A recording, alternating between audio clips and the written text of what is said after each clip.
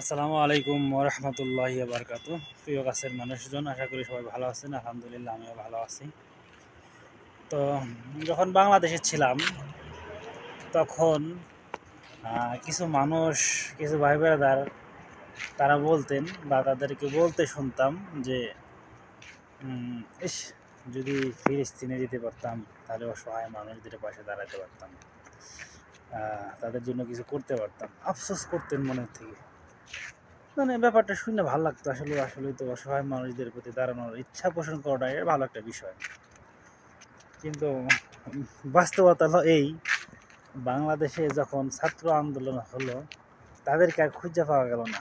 অসহায় নিরীহ নিরস্ত্র ছাত্রদের প্রতি যখন পুলিশরা বর্বরচিত জাহেলি যুগের মতো যখন আগ্রাসন চালানো হলো, ওইসব ভাইদেরকে আর দেখলাম না যে তারা একটু এগিয়ে গেল এবং তাদের সাথে আন্দোলনে সামিল হলো।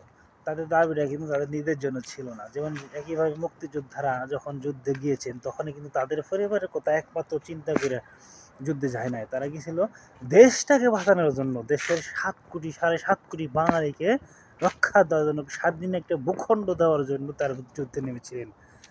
আর এই ছাত্ররাও ঠিক একইভাবে শুধু তারা মুষ্টিমেয় কিছু ছাত্রদের জন্য অধিকার সংরক্ষণের জন্য কিন্তু তারা যুদ্ধ বা আন্দোলন করেন নাই। তারা করেছেন সারা বাংলাদেশের প্রত্যেকটা মেধাবী ছাত্রদের জন্য কোটা পদ্ধতিকে বাতিল করার জন্য না, সংস্কার করার জন্য তারা আন্দোলন করেছিলেন। তো তখনই ওইসব ভাইদেরকে আর খুঁজে পাওয়া যায় নাই যারা ফিলিস্তিনি যে তাদের পাশে দাঁড়ানোর কথা ছিল, তারা নিজের দেশেই ছাত্রদের পাশে দাঁড়াতে পারে নাই। তাই বলতে চাই, নাটক কম করো প্রিয়।